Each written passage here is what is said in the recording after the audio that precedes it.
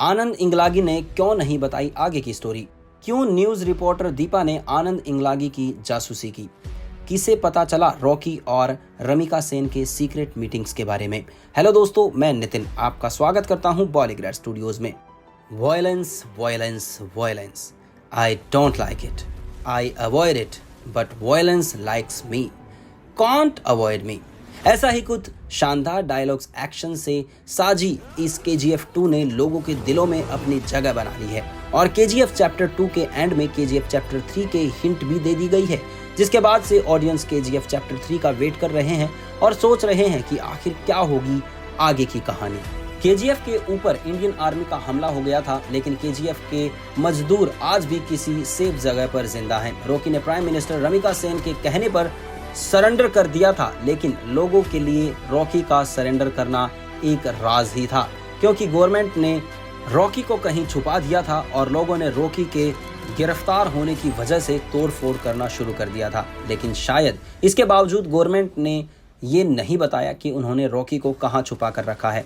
लेकिन फिर भी स्टूडियो में यानी कि 2018 में एल्डोराडो बुक के राइटर आनंद इंगलागी के कहने पर उसे तक्षशिला, जिस पर रॉकी की प्रतिमा बनी हुई है, उसे जमीन से उखाड़कर लाया गया था, जिसे देखने के लिए लाखों लोग जमा हो गए थे और उसी भीड़ को कंट्रोल करने के लिए मजबूरन पुलिस को बुलाना पड़ा।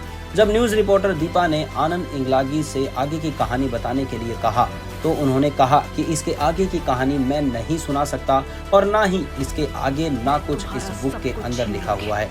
आनंद इंगलागी कहते हैं कि अगर लोगों को पता चल गया कि सरेंडर करने के बाद रॉकी को क्या हुआ, उस पास्ट की वजह से इस प्रेजेंट पर बहुत बड़ा बवाल मच जाएगा। और इतना कहकर इंगलागी वहां से चला जाता है। फिर दीपा अपने रिपोर्टर्स से कहती है कि वो रॉकी के बारे में कुछ ऐसा जानता है जो एक बहुत बड़ी न्यूज बन सकती है। दीपा कुछ रिपोर्टर्स को इंगलागी की जासूसी करने का काम दे देती है। अब दीपा के रिपोर्टर्स हर वक्त इंगलागी की एक्टिविटीज पर नजर रखते हैं। फिर एक दिन रिपोर्टर्स को आनंद इंगलागी के घर एक और बुक मिलती है, जिसका टाइटल होता है गोल्डन आइलैंड। जब वो बुक न्यूज रूम के पास पहुंचती है तो दीपा उस बुक को पढ़ने लगती है। उस बुक में एक ऐसी आइलैंड के बारे में लिखा होता है जहां सब कुछ गोल्ड का बना हुआ होता है। असल में ये गोल्ड KGF का ही गोल्ड है, जिसे रॉकी ने गवर्नमेंट और गैंगस्टर्स से छुपा कर कहीं रख दिया था। इसीलिए जब गवर्नमेंट ने KGF पर कब्जा किया तब उन्हें वहां पर कोई गोल्ड नहीं मिला था। अब कहानी वापस से बैकग्राउंड में प्ले होती है। रॉकी के सरेंडर के बाद रमिका सेन और रॉकी के बीच में एक सीक्रेट मीटिंग हुई थी और उस मीटिंग में ये डिसाइड हुआ था कि रॉकी अपने सभी मजदूरों के साथ अंडरग्राउंड हो जाएगा और बदले में रमिका सेन रॉकी के ऊपर लगाए गए सारे आरोपों से उसे रिहा कर देगी, यानी कि उसे मुक्त कर देगी। लेकिन सीक्रेट मीटिंग के बारे में एक शख्स को पता चल जाता है।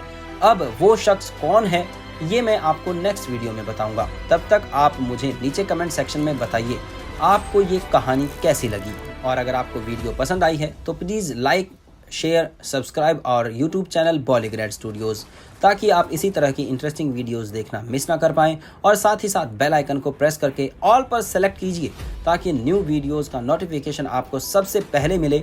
मैं मिलता हूं आपसे अब ऐसे ही कोई इंटरेस्टिंग न्यूज़ वीडियो के साथ। तब तक के लिए बाय बाय, धन्यवाद।